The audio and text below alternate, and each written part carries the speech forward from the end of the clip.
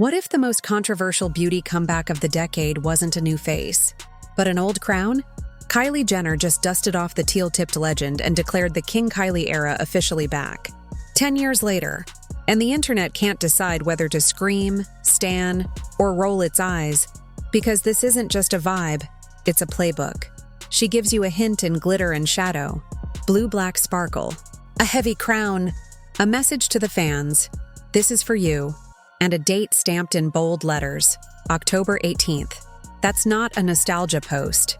That's a launch strategy, and it's the start of a story that's been quietly building for a decade, but that was only the beginning. She didn't tiptoe into this revival, she sprinted. A King Kylie collection that reads like a time capsule, metallic lip glosses, the King Kylie eyeshadow palette, and of course the weapon that started it all, lip kits. 4 shades, sleek, sharp, unapologetic. The packaging whispers 2015. The formulas scream 2025.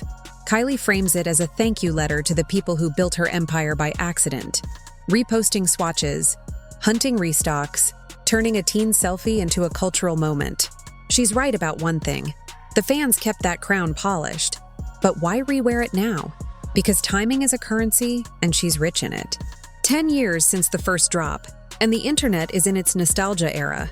Y2K came back wearing lip gloss and low-rise jeans. Early 2010s aesthetics are peeking through the door. Kylie reads cycles like a stock chart. She knows when to buy, when to sell, and when to split a brand into past and present for maximum buzz. King Kylie doesn't just sell makeup, she sells a memory. And memories convert, and what happened next shocked everyone. The teasers hit. A siren blare bad girl fantasy. Hands behind the back. A walk into a police station that felt like a music video and an arrest scene rolled into one. People argued. People reposted. People couldn't look away. Outrage marketing is gasoline. One spark, and the timeline lights up. For Kylie, controversy is a lever. Pull it. And the brand name echoes across accounts that would never mention a lip kit otherwise. Love it or hate it, you saw it. Twice. But it wasn't all edge and eyeliner. At home, a 7-year-old art director gave her notes. Stormi watched a throwback clip, took one look at the blue wig and the red outfit, and delivered a line that the internet will quote for years. It's not a good combo. No PR polish. No filter, just kid honesty. And if you've been paying attention, you can see the pattern. Kylie lets the campaign be spiky, cinematic, almost villain-coded. Then she posts a cozy, funny mom moment that melts the spike into charm. Hard launch, soft landing. That balance keeps the comments kind, and the cart full. But the teal wasn't the only breadcrumb. The glam changed too. Fuller brows. Sharper contour. A deeper, moodier version of the baby-faced haze we remember from 2014. No more Tumblr blur. This is high-contrast, high-definition nostalgia. The kind that looks good at 2 a.m. under streetlights and at 9 a.m. on a Zoom call. The hair? Not a carbon copy, more of a wink. A streak of teal like a signature in the corner of a painting. She's not cosplaying a teenager. She's quoting herself, then remixing the line. And there's another layer you weren't supposed to miss. This era doubles as a victory lap. Back in the day, those first perfect pout experiments turned into a brand that stamped pop culture and classrooms at the same time. "What shade are you wearing?" became a hallway greeting. A decade later, she's still here, still steering, still treating product drops like season finales. She talks to the camera about dreams, about factories, about fans who made it real. It sounds sentimental. It also sounds like a founder celebrating year 10 without using the word anniversary. Smart, clean, powerful, but it goes deeper than sales and selfies. The King Kylie comeback is also a personal reframe. Remember the timeline that raised her? 2008, a carnival carpet just before a reality show became a universe. 2009, industry parties and bangs. 2010, the Beverly Hills smile. 2012, grunge at Jingle Ball. 2013, friend of the stars energy on movie carpets. 2014, the teal storm rolls in. 2015, lip kits detonate the internet.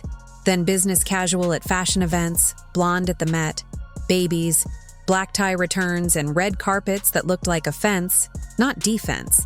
Every year a new silhouette. Every step a lesson. The era she's reviving isn't just a shade of blue. It's the moment she realized she could author the room.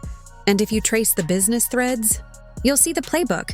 Tease with an image that tells a story. Ride the algorithm's taste for drama. Anchor it with product that people can actually use. Layer in lifestyle. Kai latex leather the "I'd wear this to the club" or to pick up the kids' jokes that make luxury feel like a dare. Now you've built a ladder that fans can climb from mood to purchase without noticing the steps. The crown is on the packaging, sure, but it's also on the conversion chart. Now here's where it gets interesting. The relationship headlines stay steady. She's dating Timothée Chalamet, and that crossover, beauty mogul meets prestige Hollywood, keeps both sides of the audience leaning in. Red carpets become ad space you can't buy. Award season whispers become brand season momentum. It's not the whole strategy, but it's a lens flare that makes the scene look richer. Back to the products, because the products are the plot. Metallic glosses are a risk in 2025. Matte dominated for years, but trends cycle and mouths are getting glossy again. Metallic adds chaos to the light. It photographs loud. It feels like parties where the rules don't apply. Pair that with a King Kylie palette that reads smoky, sultry, night out bold, and you've got a kit that looks like a confession. The 4 lip kit shades are the safety rope. Classics reimagined, everyday wearable, names you'll hear on TikTok over GRWM's whispered like passwords. That split, wild gloss, grounded lip kits, lets the collection serve 2 audiences at once. It's as calculated as it is fun. And speaking of calculated, the copy matters. For you, thank you. 10 years. She repeats gratitude like a mantra, and it works because fans actually asked for this. Screenshots from 2022, comments begging for grunge, DMs demanding the teal. She turned their messages into a mood board, then turned that mood board into a launch calendar.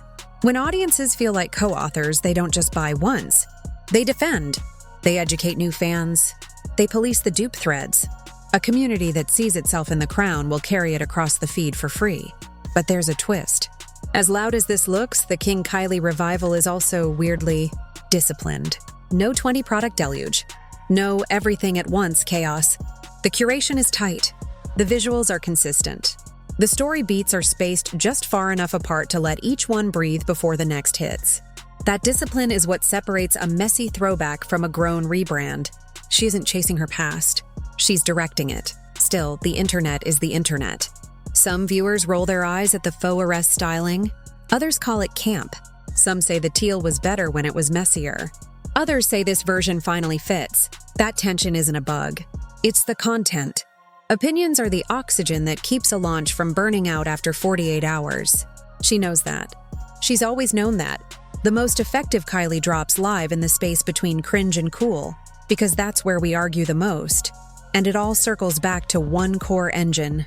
Identity. King Kylie isn't a product line. It's a character, an alter ego, a lens. 10 years ago, it gave a teenager power. Now, it gives a founder a mirror.